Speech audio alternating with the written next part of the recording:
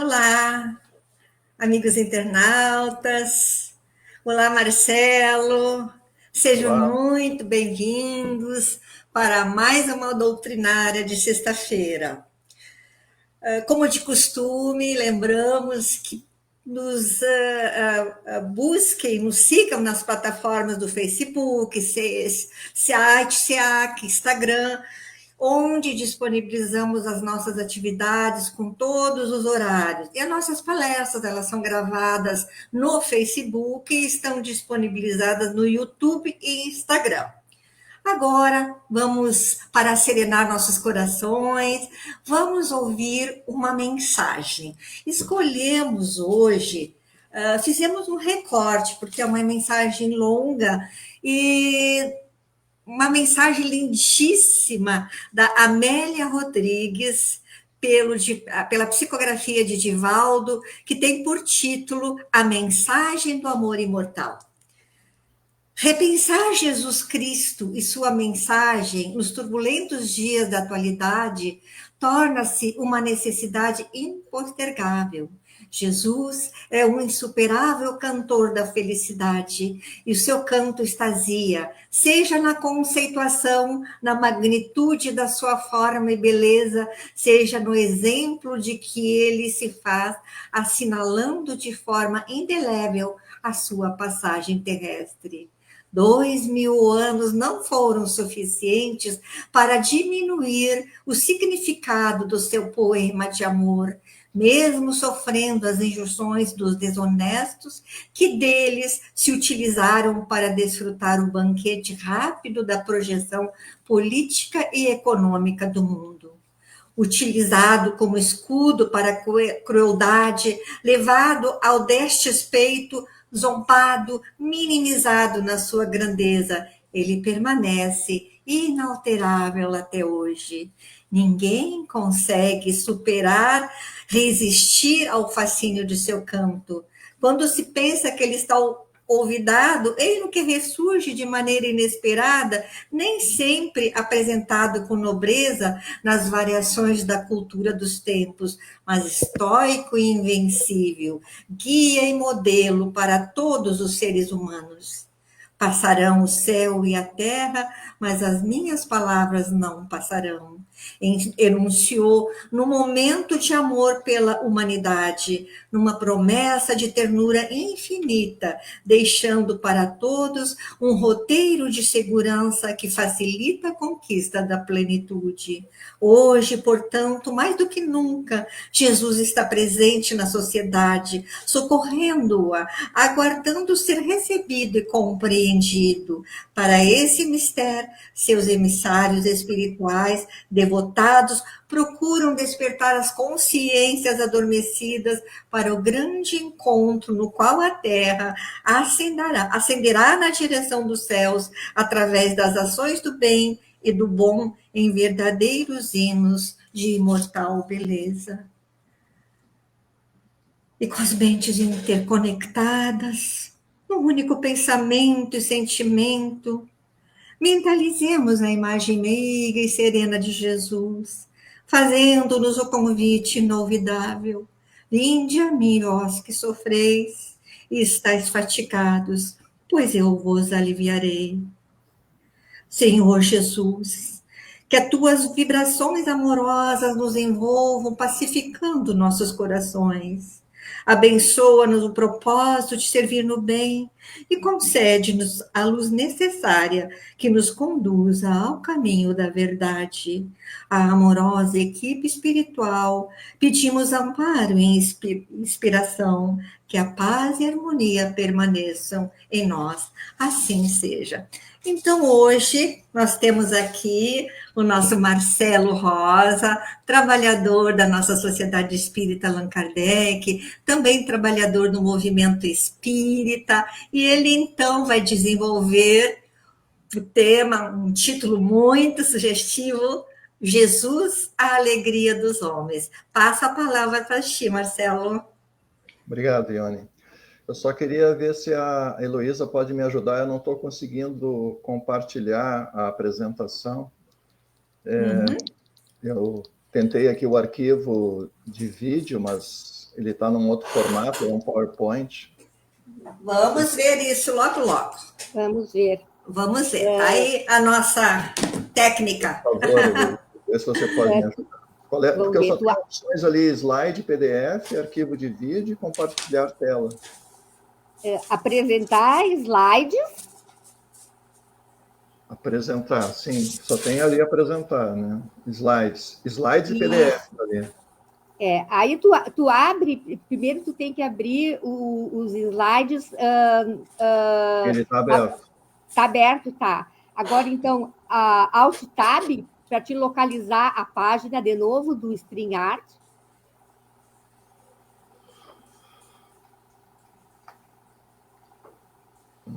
E aí, página.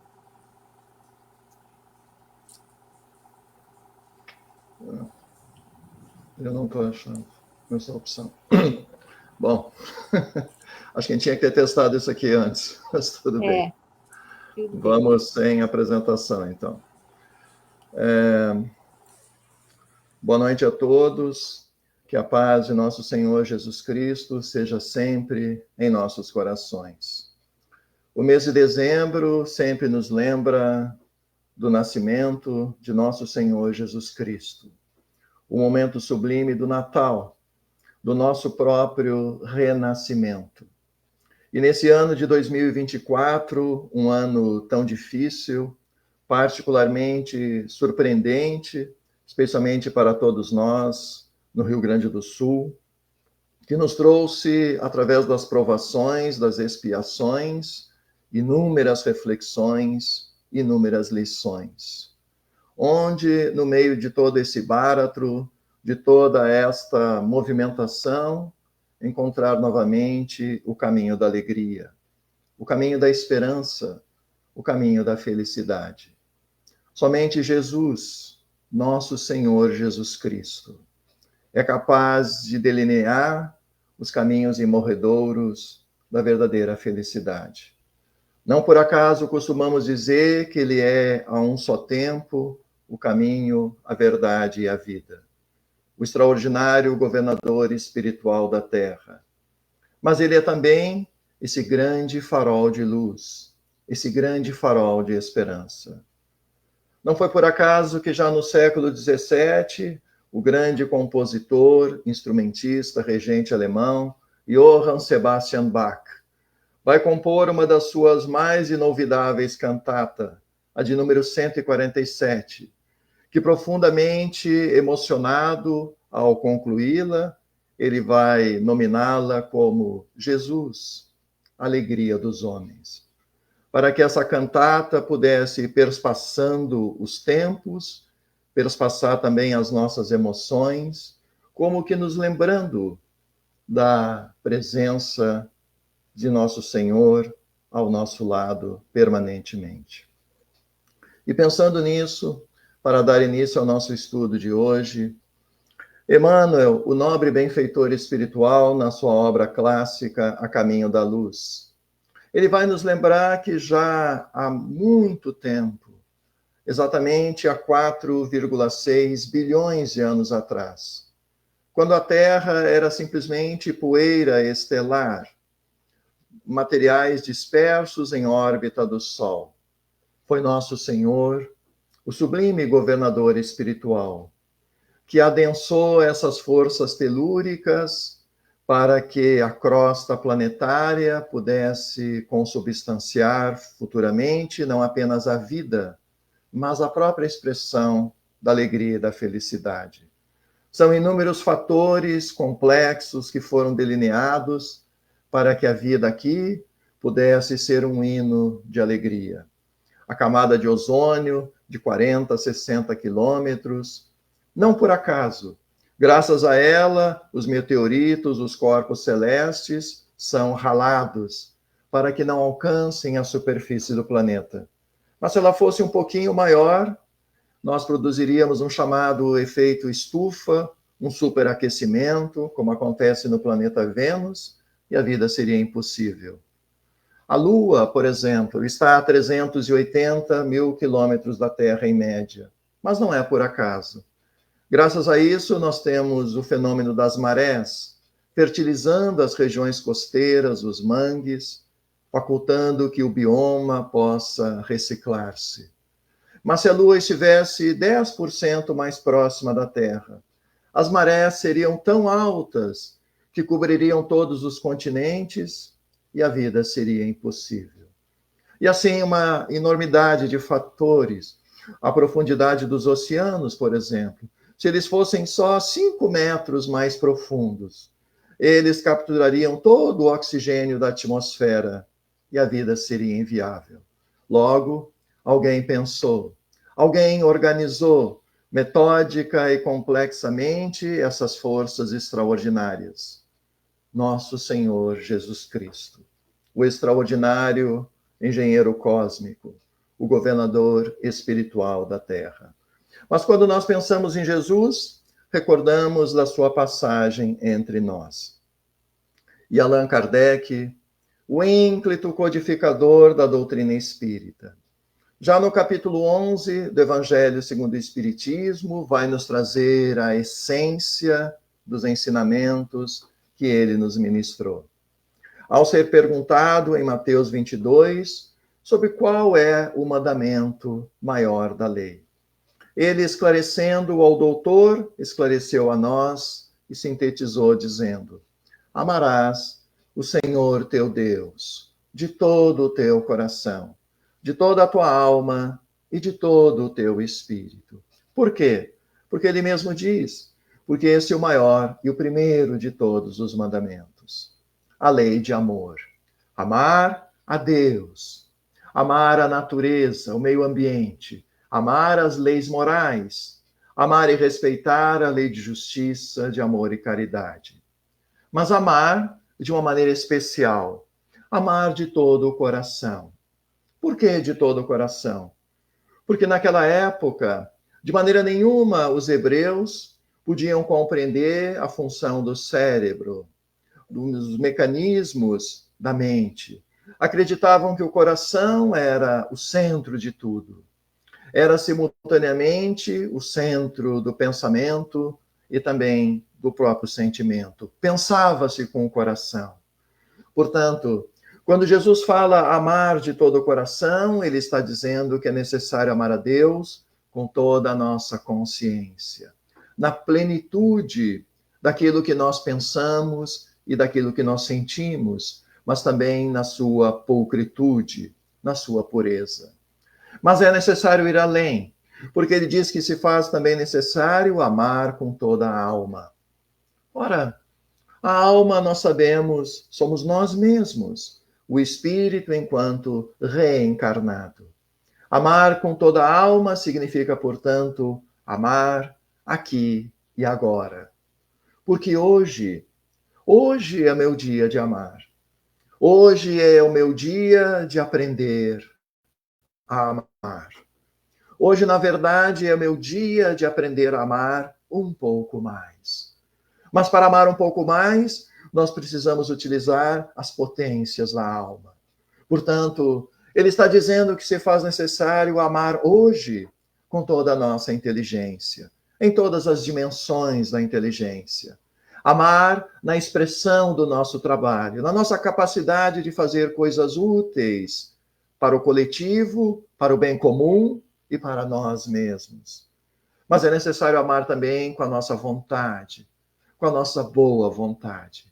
E depois ele diz, é necessário também amar com todo o espírito. Mas não é a mesma coisa? Não é a mesma coisa. Porque o espírito sopra, disse Jesus, e não sabeis de onde ele vem e nem para onde ele vai. Para que a gente não esqueça a nossa natureza espiritual, nos nossos enfrentamentos, nas minhas tentações, nas minhas provações e expiações. Para que a gente tenha, portanto, o espírito do desapego, o espírito da simplicidade, da humildade. Como disse muito bem Jesus no Sermão da Montanha, não entesoureis para vós tesouros sobre a terra, porque na terra de Jesus as traças podem comê-los, inutilizá-los. Eles podem enferrujar, oxidar. os ladrões podem nos furtar e roubar. Por mais previdentes, por mais cautelosos que sejamos, podemos na terra ad nutum perder tudo aquilo que nós estávamos acumulando. Como vimos recentemente, agora, na inundação, surpreendendo a todos nós. Não, de Jesus, acumuleis tesouros no céu, onde nada nem ninguém pode retirá-los. O nosso desprendimento. Por isso que ele faz uma advertência. Onde está o vosso tesouro? Aí está também o vosso coração, as nossas prioridades. Essa lei de amor, na verdade, é uma cantata, como disse muito bem Johann Sebastian Bach, porque Deus é amor, como está em João capítulo 4. O amor, na verdade, é a alma do universo. O amor fala simultaneamente da nossa sagrada origem e da nossa nobre destinação. O amor, na verdade, é a essência de tudo que é verdadeiro, de tudo que é real. Por isso que o amor tem sido decantado ao longo dos séculos e séculos, na poesia, na literatura, na filosofia, na psicologia, porque o amor fala desta busca pelo nosso Deus interior, pelo nosso autoaperfeiçoamento, o caminho da alegria. Como dirá Jesus lá no final, em João 17, após a última ceia, é necessário que nós nos unamos nessa identidade com Deus, na identidade com o próprio amor. Mas às vezes as nossas dificuldades, as minhas fraquezas, os meus vícios, porque ainda estou apegado às questões materiais, às coisas, aos objetos. Isso nos leva, inevitavelmente, a muitos equívocos, a muitos erros. Esses camartelos vão se traduzir mais tarde na sombra, da tristeza, da melancolia, porque pela consciência de que efetivamente erramos, nos equivocamos, realizamos o mal quando pretendíamos realizar o bem. Mergulhamos no ódio, no ressentimento, no rancor, quando deveríamos ter perdoado, quando deveríamos ter amado um pouco mais. O que fazer então? Jesus, o sumo libertador, nos ensinou o que fazer. E ele nos contou 3 parábolas extraordinárias, aquelas que são conhecidas como os achados e perdidos, para que nós pudéssemos recomeçar e redescobrir a alegria da vida. Em Lucas capítulo 15, ele começa essa tríade com a chamada parábola da ovelha perdida. Ele faz uma pergunta que é irrespondível. Ele pergunta: qual o homem que, tendo 100 ovelhas, mas tendo uma delas se desgarrado, não deixa as 99 no deserto, numa região segura, e vai em busca da ovelha que se perdeu? E ao encontrá-la, coloca-a sob seus próprios ombros. E retornando, reúne os amigos e diz: alegrai-vos, rejubilai-vos comigo. Esta ovelha estava perdida e foi encontrada. Assim também, diz Jesus, há mais alegria no céu quando um pecador se arrepende do que 99 justos, que não têm do que se arrepender. Depois, na sequência, ele complementa com a parábola da dracma perdida. Outra pergunta irrespondível: qual a mulher que, tendo 10 moedas de dracma e perdendo uma na sua casa, não vasculha os cantos, não varre, não descansa até encontrá-la? E ao fazê-lo, reúne as amigas, as vizinhas e diz também: alegrai-vos comigo. Porque esta moeda estava perdida e foi encontrada. Assim também, de Jesus, farão os anjos no céu, quando um pecador se arrepende de coração com sinceridade. Vejam a curiosidade, porque a dracma era uma moeda de prata grega, que tinha o valor exato de uma ovelha. Portanto, ele está dizendo que o psiquismo masculino e o psiquismo feminino não apenas têm o mesmo valor, mas esse valor, ele é inestimável, inapreciável. Ele produz alegria no céu, porque quando o coração reencontra-se a si mesmo, reencontra o caminho que ele deve percorrer, naturalmente há uma alegria contagiante e esfuziante. Essas parábolas, que são conhecidas como as grandes parábolas da misericórdia e da compaixão, da nossa renovação, elas precedem o encerramento, por assim dizer, que é a parábola da grande esperança. Uma palavra de esperança, uma parábola de esperança imorredoura, conhecida como a parábola dos dois irmãos ou a do filho pródigo, que todos nós conhecemos. O homem tinha uma herdade muito grande, vastas propriedades, e 2 filhos. Mas o mais jovem era ansioso e febricitante, e exigiu do pai a sua parte da herança, embora o pai ainda estivesse vivo. E por compaixão e misericórdia, o pai fez a partilha. E ao tomar posse dos bens, o filho mais jovem partiu imediatamente para um país distante de Jesus. Certamente o país distante dos meus vícios, o país distante das minhas ilusões, das minhas perturbações, o país distante das nossas paixões anestesiantes, o país distante da busca do ter, do poder, do gozar, o país distante do exibicionismo do ego, o exibicionismo da vaidade, das aparências. E lá chegando, claro, ele vai acabar dissipando todos aqueles bens para atender esses vícios. E mais tarde, para piorar a situação, vai cair sobre aquele local uma grande fome de Jesus. E agora o jovem passava por necessidades extremas. Não conseguia alimentar-se, não conseguia sequer alimentar-se das chamadas alfarrobas, que eram destinadas aos suínos, e ele estava com fome. Caiu em si e arrependeu-se profundamente dos seus erros. Lembrou-se que na casa paterna, até os jornaleiros, os servos mais simples, eram tratados com mais dignidade. Vou voltar para casa, pensou ele. Apesar da tristeza que consumia o seu coração, dando-se conta dos seus erros que ele se permitira.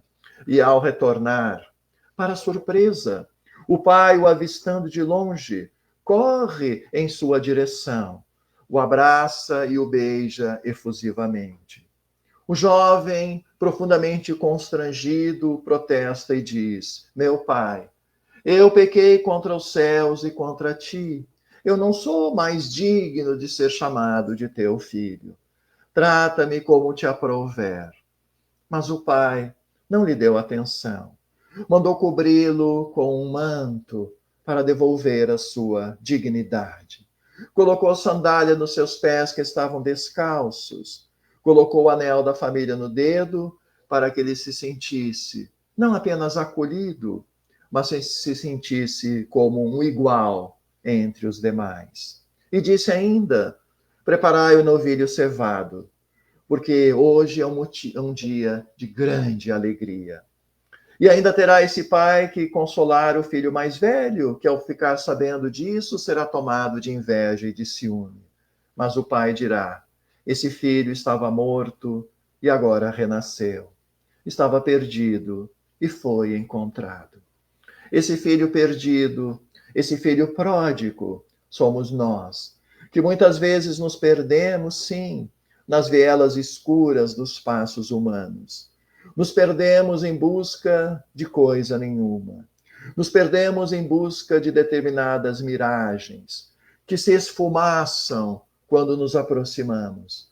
Nos perdemos, às vezes, na ociosidade, às vezes na indiferença. Mas essa parábola diz: não importa o tamanho do meu erro, não importa a dimensão do meu equívoco, não importa o tamanho dos vícios ou da perturbação em que nós mergulhamos. Sempre há espaço para a nossa regeneração. Ninguém que esteja afastado, ninguém que esteja destituído do caminho da alegria. Por isso que disse Jesus com muita propriedade: eu sou o bom pastor, ergo bonus pastor sum. E o bom pastor conhece a todas as suas ovelhas e é conhecido por elas, o divino pergureiro. O pastor que nos disse: nenhuma ovelha que o Pai me confiou haverá de se perder. Nós não nos perderemos, porque o amigo incondicional das nossas horas quer compartilhar com cada um e todos nós a sua alegria, a verdadeira alegria, a alegria da vida, a alegria da plenitude da vida. Mas, na sequência, Jesus surpreende aquele doutor da lei e vai acrescentar dizendo: e aqui tendes o segundo mandamento, semelhante ao primeiro: amarás o teu próximo como a ti mesmo. E diz: toda a lei, todos os profetas se acham contidos nesses dois mandamentos. Em meio àquele cipoal de ordenações que vigoravam a sua época, a tradição oral, a tradição escrita, a Torá, a Mishiná, as ordenações afirmativas, 248, as proibitivas, 365. Jesus está dizendo: amar a Deus acima de todas as coisas e ao próximo como a ti mesmo, resume todas as máximas e todas as ordenações. Mas esta segunda passagem, quando ele fala de amar o próximo, mas de maneira análoga, de maneira equivalente a que nós amamos a nós mesmos, aqui tem o convite inequívoco para que todos nós pratiquemos o alto amor. O alto amor que não tem absolutamente nada a ver com a nossa vaidade, com o amor próprio, com a nossa presunção, com o orgulho. Ao contrário, o alto amor fala de autorrespeito, de autodignificação, de autoconsciência. O alto amor é aquele que vai nos ensinar, por exemplo, que nunca devemos fazer às ocultas aquilo que nós não faríamos às claras. Por quê? Porque se eu devo respeitar os outros, eu também preciso e devo respeitar a mim mesmo. O alto amor que fala do caminho para o nosso desenvolvimento ético-moral, o conhecimento de si mesmo, a chave para esse progresso, para que nós possamos efetivamente despertar, tendo mais consciência, tendo mais lucidez com relação aos nossos deveres e obrigações, começando para com nós e também para com o próximo. Amar o próximo de maneira análoga significa um convite para que nós possamos melhor cuidar de nós, para que assim fazendo possamos melhor cuidar do nosso próximo. Porque ninguém pode dar aquilo que não tem e ninguém pode ensinar aquilo que não sabe. Mas às vezes o próximo nos parece confuso, restrito, limitado. O próximo parece estar muito próximo, como se ele ficasse circunscrito à nossa constelação familiar, ao núcleo duro da família, aos filhos, aos pais, à esposa, ao esposo, talvez os irmãos. Por isso que, oportunamente, Jesus recebeu a pergunta: quem é o meu próximo? Essa pergunta, aliás, foi feita quando ele e os discípulos estavam finalmente chegando em Jerusalém. Eles haviam empreendido a última e longa viagem. Jesus escolhera o caminho mais longo, o mais difícil, porque ele sabia na sua presciência que era uma espécie de despedida. Ele caminhava para o grande holocausto. E ao chegar em Jerusalém, estavam todos cansados, exaustos, sedentos, precisando de repouso, de descanso. Mas o doutor da lei, que os viu entrar na cidade, ao invés de oferecer esse conforto, um copo d'água pelo menos, resolveu interrogar o Senhor. e perguntou: quem é o meu próximo? E Jesus, naturalmente, poderia ter respondido diretamente: o próximo é fulano, o próximo é Beltrano, é Ciclano. Poderia ter feito uma citação da lei, mas ele preferiu contar uma historieta e vai narrar a parábola inesquecível do samaritano. Lucas, capítulo 10. E ele começa dizendo: um homem qualquer, um homem que ele não identifica. Ele não fala nada desse homem, da sua natureza, da sua profissão, da sua raça, da sua origem. Um homem, um ser humano, que pode ser eu, que pode ser qualquer um de nós. Esse homem de Jesus, ele descia de Jerusalém para Jericó. Esta é a parábola mais rica de símbolos que Jesus vai nos narrar. A primeira pergunta é: por que ele usa o verbo descer? Ele podia ter dito que o homem viajava, o homem caminhava, o homem andava, mas ele preferiu o homem descia. Quando nós recordamos a geografia de Israel, vamos verificar que Jerusalém localiza-se no Planalto Central da Judéia, a 750 metros acima do nível do mar. E Jericó, ao contrário, está abaixo do nível do mar, uns 300 metros abaixo do nível do mar. Então, geograficamente, esta viagem de Jerusalém para Jericó, embora uma viagem de menos de 30 quilômetros, 27 quilômetros mais ou menos, representa uma descida de mais de 1 quilômetro, mais de 1.000 metros.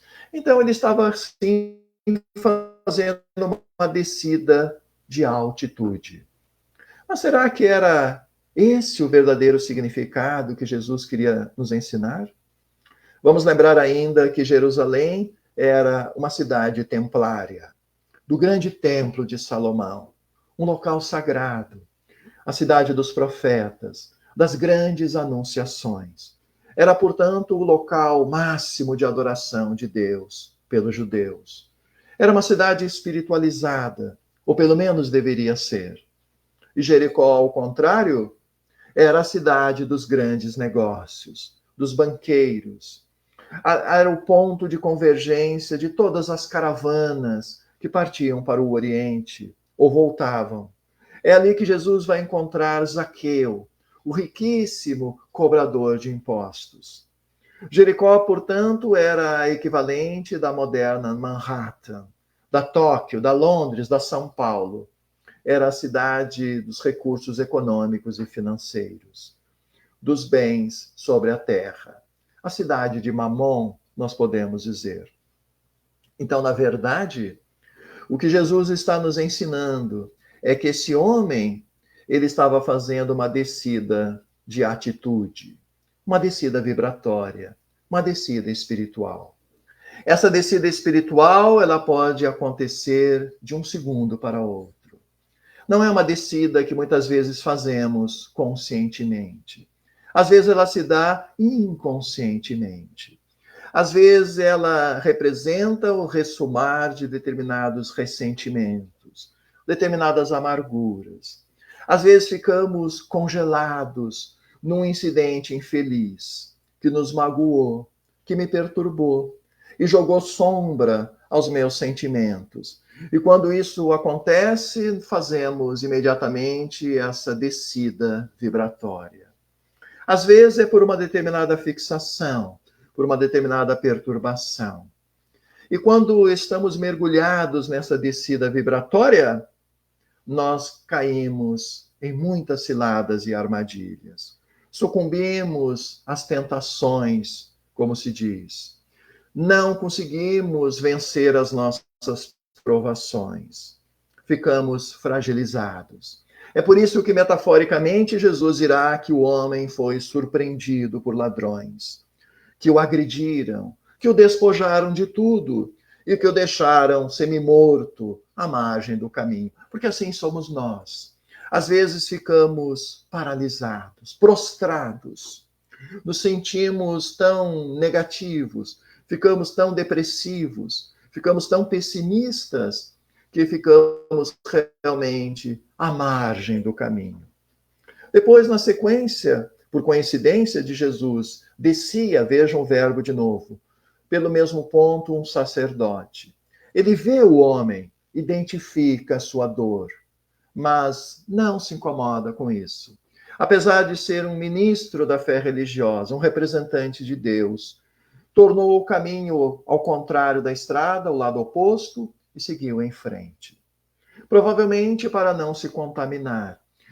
Eles acreditavam, os hebreus, que a túnica de um sacerdote precisava estar sempre alva, profundamente pura e limpa. Não era um problema de contaminação biológica com os fluidos, com o sangue da pessoa que estava necessitada, mas uma questão de sujeira física mesmo, porque acreditava-se que essa sujeira representava também a sujeira interior. Depois de Jesus, passa por ali um levita. O que era um levita? O levita era uma espécie de consultor jurídico do templo. Era um doutor da lei, portanto. Ele também conhecia toda a tradição oral, escrita, as ordenações, ele conhecia tudo. Ele era um mestre de tudo. Mas parar e ajudar o homem caído, nem pensar. Jesus aqui faz uma observação. Não basta apenas a nossa inteligência, a nossa cultura, a minha erudição. Não é suficiente sabermos todas as passagens da codificação, todos os enunciados, todas as máximas de cor e salteado. Importa como que nós estamos traduzindo, transferindo esse cabedal de conhecimento para o móvel das nossas ações, no dia a dia, especialmente com aqueles incidentes não programados, aqueles que nos surpreendem, mas nunca por acaso. Até que depois passa por ali um samaritano. E esta é outra curiosidade, porque Jesus poderia ter dito, passou por ali um homem de Dalmanuta, de Magdala, de Cafarnaum, mas ele preferiu dizer um samaritano. Não por acaso, porque havia muitas querelas entre os judeus e os samaritanos. Preconceitos raciais e preconceitos religiosos com o local de adoração. Mas especialmente porque, ao longo da história, a Samaria fora objeto de inúmeras invasões estrangeiras. E houve, portanto, uma grande miscigenação racial. E isso para os judeus era inadmissível, o conceito de pureza de raça, o preconceito. Consideravam, então, os samaritanos gentinha, desprezíveis, raca, não mereciam consideração. Mas foi uma dessas gentinhas que, ao avistar o desconhecido, é tomado de compaixão de Jesus. Compaixão é a piedade. E o Espírito Miguel, no Evangelho, nos ensina que a piedade é a irmã por excelência da caridade. A piedade é aquela que inicia a própria expressão da caridade. Ela vai além da empatia, vai além de colocar-se no lugar do outro, mas ela vai preencher a necessidade do outro. Fazendo isso naturalmente e imediatamente. Porque a verdadeira caridade tem pressa. A caridade que é muito discutida, que é muito analisada, que é muito comentada, ela deixa de ser caridade e faz com que o socorro chegue tarde demais. Mas o samaritano desce imediatamente da sua montaria e apensou as feridas de Jesus com óleo e vinho. O vinho para esterilizar com álcool e o azeite de oliva para balsamizar e cicatrizar a ferida. Depois o ergue e o coloca numa montaria de carga e o leva até uma estalagem do caminho. E lá chegando diz ao estalajadeiro, cuida bem desse homem, trata de todas as suas necessidades. E eu te adiantarei 2 denários. Aliás, um valor bem significativo. O denário era uma moeda romana de prata, que valia exatamente o equivalente a 1 dracma. O denário normalmente era o pagamento por um dia inteiro de trabalho na gleba, no campo, um trabalho exaustivo, portanto de alta remuneração. Portanto, um valor expressivo. E ainda disse mais: não te preocupes, porque quando eu retornar, e ele vai retornar, ele está dizendo, eu ressarcirei qualquer despesa adicional. Esta passagem é de uma profundidade e de uma beleza lirial, porque aqui Jesus está nos falando do elemento da alegria da vida, que muitas vezes não compreendemos. Ele está dizendo também que aqui se expressa a verdadeira caridade do Evangelho, a essência do Evangelho de Jesus. Porque o samaritano, ele vai realizar o que nós chamamos a caridade do acompanhamento. Porque ele se responsabilizou pelo homem caído. Ele poderia ter dito, como às vezes dizemos, isso não é problema meu. Eu não posso ajudar. Eu não tenho nada a ver com isso. Mas ele se responsabilizou pelo homem caído. E ao chegar na estalagem, ele poderia ter acrescentado: eu já fiz a minha parte. Eu agora estou atrasado, eu tenho os meus negócios, eu estou com a agenda cheia. Por favor, tente localizar as autoridades, a sua família. Eu não posso mais, eu já fiz a minha parte. Mas ele se responsabilizou. Ele continuou cuidando do desconhecido. A caridade do acompanhamento, a essência do Evangelho. A caridade do acompanhamento, ela comparece muitas vezes em nosso derredor e às vezes não a identificamos. É através da caridade do acompanhamento que os pais efetivamente são capazes de cumprir a sua missão para com os filhos, através da educação moral, transformando os seus hábitos. Isso só é possível se eles estiverem presentes no dia a dia, vigilantes, como o bom jardineiro, como diz Santo Agostinho no Evangelho. Porque se eles estiverem ausentes, distantes, eles não poderão interpretar as verdadeiras necessidades. Não poderão ajustar a exemplificação necessária. Somente quando nós estamos juntos, a par e passo.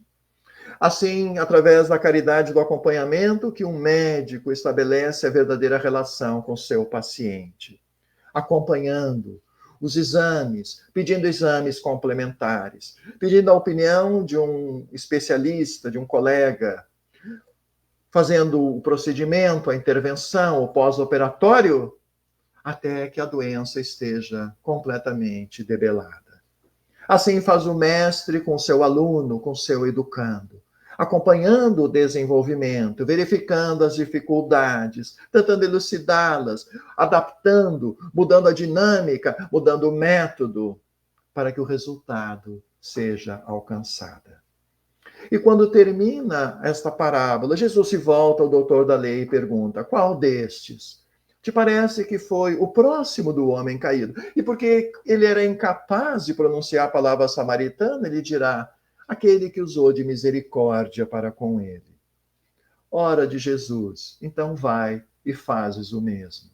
E quando ele fica sozinho com os discípulos, ele acrescenta: misericórdia eu quero. Mas a misericórdia, o perdão, inclusive o auto-perdão, a auto-misericórdia, muitas vezes também nos é difícil. Também é ela a fonte de muitas das nossas amarguras, das nossas tristezas, porque ficamos presos numa certa melancolia, num ressentimento, em algo que se nos aconteceu e que agora virou um conflito, porque ficamos revivendo aquelas imagens, não conseguimos nos libertar. O que fazer a respeito? Em João, capítulo 8, outra lição inesquecível de Jesus. Eles estavam entrando no templo de Salomão, em Jerusalém, em pleno feriado de Páscoa. Ao cruzar o pátio externo, uma multidão que ali se encontrava o avistou e acercaram-se dele, dizendo: mestre, vê essa mulher que está caída no chão. Ela acaba de ser surpreendida em adultério na sua própria casa. Ora, tu sabes que Moisés, na sua lei, diz que as adúlteras devem ser condenadas à morte pela lapidação, pelo apedrejamento. Uma morte cruel. Nunca os adúlteros, que não eram sequer mencionados, mostrando o machismo, o preconceito de gênero. Então se voltam para Jesus e dizem: qual sobre isso a tua opinião? E nós sabemos que era apenas uma armadilha, uma cilada, muito bem urdida, porque não importava o que Jesus dissesse, ele seria inevitavelmente condenado. Se ele dissesse que sim, vamos lapidá-la imediatamente, seria denunciado à autoridade romana, porque estava fomentando a violência no próprio templo de Salomão, isso seria inadmissível. Se dissesse que não vamos apedrejá-la, seria denunciado agora ao Sinédrio, a alta corte rabínica que governava Israel de forma temporal e espiritual, porque estaria indo contra a lei de Moisés. Portanto, era uma cilada perfeita. Mas Jesus, que conhecia o móvel dos corações daqueles que ali estavam, sem se perturbar, o surpreendeu, dizendo: aquele dentre vós que estiver sem pecado, atire-lhe então a primeira pedra. E imediatamente se abaixa e começa a escrever com o dedo na areia. E as pessoas ficaram perplexas com o inusitado da resposta genial. E agora curiosas, mas o que ele está fazendo agora agachado no chão? Se aproximaram para enxergar um pouco melhor. E agora ficaram aturdidas, porque ele estava exatamente escrevendo o nome de cada uma delas e a sua verdadeira personalidade. João, ladrão. Fulano, traidor. Beltrano, prostituto. E agora apavoradas, assustadas, temente de serem desveladas em praça pública, começaram a recuar, a se afastar, foram largando a pedra, começando pelos mais velhos, diz o Evangelho. E quando o pátio externo ficou praticamente vazio, Jesus voltou-se para a mulher que ainda estava no chão, tomou das suas mãos com gentileza e disse: mulher, onde estão os que te acusavam? Ninguém te condenou? E ela ainda tremente, porque estava entre a vida e a morte, diz: não, Senhor. Então ele a levanta com gentileza e diz: também eu não te condenarei. Vai-te e de futuro não tornes a pecar. Quantas lições, quantas reflexões nessa passagem imorredoura. Também ela riquíssima de símbolos. Mas vamos nos ater ao fato de que Jesus, o governador espiritual da terra, o espírito mais puro, mais perfeito, que os humanos caminhos jamais conhecemos, não condenou esta mulher. É certo que ele também a não libertou da lei de justiça, da lei de ação e reação, porque naturalmente ela teria que arcar com as consequências inevitáveis daquilo que ela fez. A lei de justiça, ela é inexorável, mas Jesus está nos mostrando que a misericórdia é imarcessível. O que ele fez foi não colocar o dedo na ferida, porque quando nós estamos caídos, como o homem desconhecido da parábola do samaritano, nós não queremos o juízo, não queremos a condenação, nós queremos o auxílio e o socorro. Ele disse: vai e não tornes a pecar. Uma frase que ele não cansava de repetir a todos aqueles que ele atendia, que o buscavam e que eventualmente eram curados pelas suas mãos. Não tornes a pecar, para que não aconteça algo pior. Porque errar é humano, e nós erraremos inúmeras vezes, pelo nível de ignorância e de sombra em que ainda nos demoramos. Mas se errar é humano, o que Jesus está querendo nos dizer é que acertar também é humano. Ele está dizendo que se eu posso errar, eu também posso acertar. Se ontem eu caí, amanhã eu posso me levantar. E que, na verdade, todo o universo, toda a essência divina, todo o psiquismo divino, trabalha com essas forças telúricas para que nós nos levantemos, para que a cada dia a gente possa renascer de nós mesmos. Misericórdia eu quero. Muitas vezes, quando verificamos aquele que caiu por um determinado vício, por uma determinada paixão, por um comportamento infeliz, dizemos, mas ele merece o que está passando. Ele está sofrendo a lei de ação e reação. É assim mesmo. E agimos com crueldade, com indiferença, com frieza no coração, esquecendo que sim, tudo isso é verdade, mas esquecemos que nós temos deveres e obrigações uns com os outros, permanentemente. Que nós nos devemos uns aos outros e que aquele que nós levantarmos hoje, amanhã ou depois, transformar-se-á em sustentação de nós mesmos. Isso nos leva a uma pergunta fundamental para a compreensão do estudo de hoje. O que é efetivamente o amor? Se eu perguntasse como que nós podemos sintetizar em uma única palavra o amor, qual seria a palavra que viria à nossa mente? Depois do que nós estamos refletindo, talvez fosse a misericórdia, a compaixão, a caridade, a amizade, o perdão. E todas essas palavras estão muito bem. Mas normalmente esquecemos uma palavra fundamental, porque amor é também união. E quem nos ensinou isso foi exatamente Jesus, em João capítulo 10, quando ele disse, eu e o Pai somos um. Ou em João capítulo 17, como nós já falamos. Aliás, todo o capítulo 17 de João é uma oração que ele faz, a última das grandes orações. Eu e o Pai somos um, não no sentido da perda da identidade, da individualidade, mas da total identificação, da profunda comunhão com a lei de Deus, com o psiquismo divino, a profunda identificação com os deveres e obrigações morais que Deus coloca para todos nós. O amor, portanto, é aquele que aproxima. O amor é aquele que vitaliza. O amor num casal é aquele que produz o dueto, o par. Há um movimento sincrônico, sinérgico, em que um está sempre trabalhando em benefício do outro e vice-versa. Num grupo de pessoas, quando o amor comparece, forma-se o verdadeiro espírito de equipe, aquela sinergia em que a soma das partes fica menor do que o todo, porque agora é exponenciado. Esse amor que deve produzir exatamente a simpatia em nossas relações, que deve fomentar a solidariedade.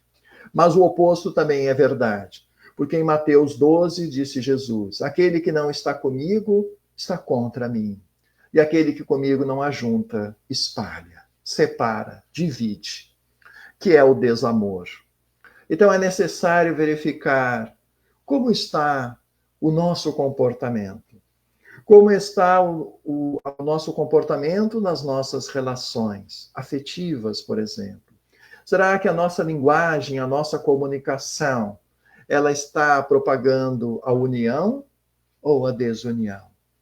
Será que aquilo que nós vinculamos, por exemplo, nas mídias eletrônicas, nas redes sociais, tão em voga atualmente, está fomentando a união, a simpatia, a solidariedade? Ou nós estamos fomentando a polarização, o antagonismo, a separação, a divisão? É necessário verificar que através do amor nós vamos produzir exatamente a cooperação. Enquanto o desamor, por causa do ciúme, por causa da inveja, das comparações infelizes, da maledicência e da calúnia, produz às vezes uma competição contra tudo e contra todos. É a competição do ego, às vezes competindo com outros egos. O amor é aquele que produz efetivamente a solidariedade, enquanto o desamor produz a solidão. Mas no capítulo 6 do Evangelho segundo o Espiritismo, Cristo Consolador, o próprio Espírito de verdade, na primeira mensagem, lembrando nosso Senhor, nos diz, espíritas, amai-vos, este é o primeiro ensinamento.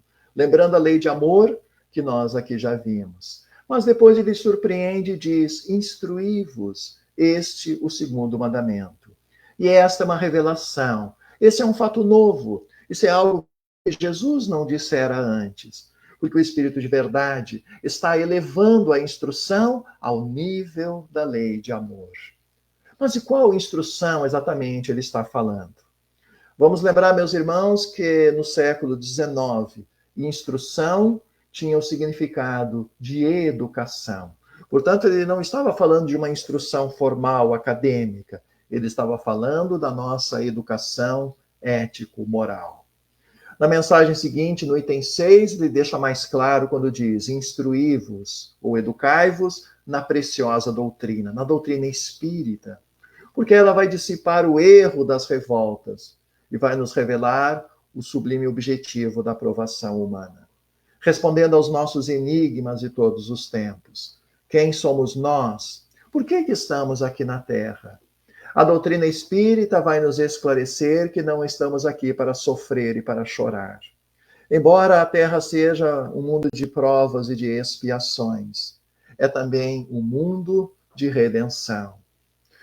É verdade, disse Jesus, que a felicidade não se encontra nesse mundo, mas a felicidade pode e deve começar nesse mundo, começar aqui e agora, dando-se conta que nós estamos aqui para aprender, como alunos que somos.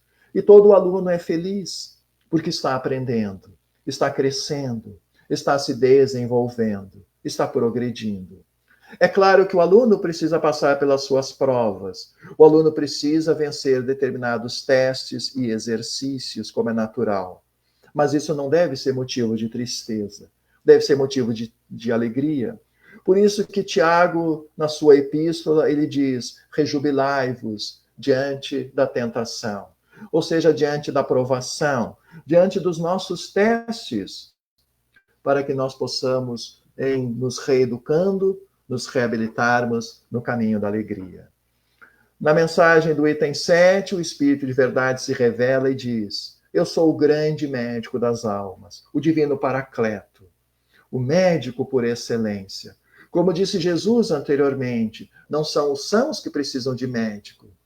E venho trazer-vos o remédio que vos há de curar. Esse remédio, bem se vê, é a própria doutrina espírita. Mas como todo remédio, ele precisa seguir a prescrição do facultativo. E a doutrina espírita, ela precisa ser estudada profundamente. É algo que nós não podemos deixar dentro da gaveta.